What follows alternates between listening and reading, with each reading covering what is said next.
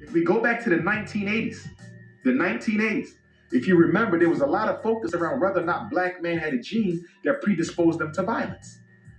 What's making black men kill other black men? Nobody said anything about slavery, the after effects, self-hate, miseducation, economic castration. Because I can tell you that miseducation and economic castration, that is the lack of jobs, is the mother and father of violence. If you don't educate me properly and you keep me from making a decent livelihood for me and my children, I have no choice but to go to the underworld to feed my family. And in the underworld, I'm likely to come face to face with somebody else who's trying to feed their family at my family's expense. It breeds the violence. And even if you're not selling drugs, the fact that you're walking around knowing as a man that you can provide for you and yours, which is a natural responsibility, it breeds the anger that we sooner or later let off on one another. And whenever you read a story about a black man killing another black man, they never give you the contextual relevance of what happened. You coming out of the store, I'm walking in the store. I bump you accidentally, you turn around and you kill me.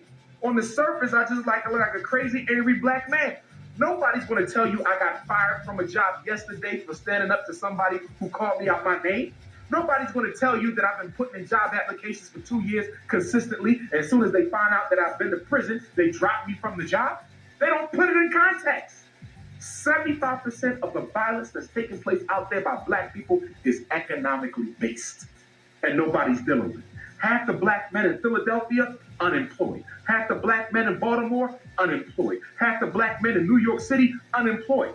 But you don't want to tie that to the rise in violence?